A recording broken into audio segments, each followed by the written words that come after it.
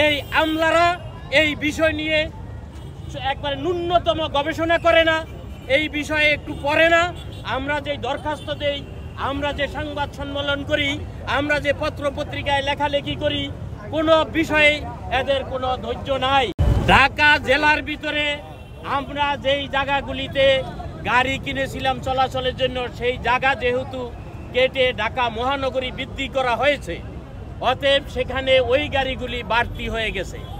তাহলে যেহেতু কোনো এলাকায় বাড়তি গাড়ি থাকলে সেই গাড়ি অন্য যে এলাকায় প্রয়োজন আছে সেখানে সেই গাড়ি রিপ্লেস করতে পারে, সেখানে সেই গাড়ি চলাচলের অনুমতি দিতে পারে।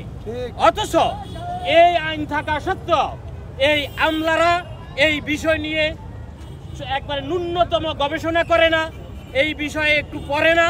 আমরা যে দরখাস্ত দেই, আমরা যে সংবাদ সম্মেলন করি, আমরা যে পত্র পত্রিকায় লেখালেখি করি, কোনো বিষয়ে এদের কোনো ধৈর্য নাই। আমাদেরকে তুচ্ছ একটা কীট পাথরের মতো আমাদেরকে ভাবা হচ্ছে।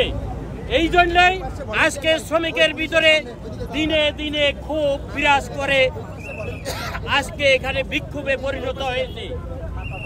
যদি এখনো আইন মেনে না হয়, আমাদের জন্য যদি অনুমতি তারা না দেয়, আইনে রয়েছে সেই আইন যদি তারা কার্যকরী না করে, তাহলে এই বিক্ষোভ ফেটে উঠলে এতে কি দুর্ঘটনা ঘটে যায়, অনাকাঙ্ক্ষিত কোন ঘটনা ঘটে যায়, যেই ঘটনার জন্য আপনাদেরকে সাক্ষী রেখে আমরা আহ্বান জানাচ্ছি।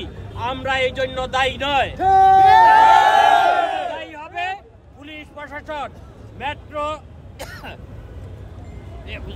ট্রাফিক এরা সহ এবং বিআরটি এর আমলারা, এরাই দায়ী হবে। এই দায় দায়িত্ব তারা নিতে হবে। আজকে আমার মানুষগুলি অনাহার অর্ধাহারে দিন কাটাচ্ছে, তাদের খাওয়া পড়ার কোনো ব্যবস্থা নাই। 8 থেকে 9 মাস একটা লোক যদি বেকার থাকে, এমনিতেই সিএনজি অটো রিক্সা সেক্টরে হাজার হাজার চালক বেকার রয়েছে।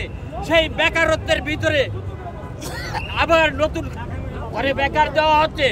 আমরা এই বেকারত্বের অবসান চাই। আমরা সেই স্বৈরাচারী আমলের সেই আইন আজকে পর্যন্ত আমাদের ঘাড়ে চাপিয়ে দেওয়া হচ্ছে। অথচ একজন সরকার এসেছে, আমরা আশা করেছিলাম আমরা হয়তো এই সরকারের আমলে এই গাড়িগুলির অনুমতি পাবো।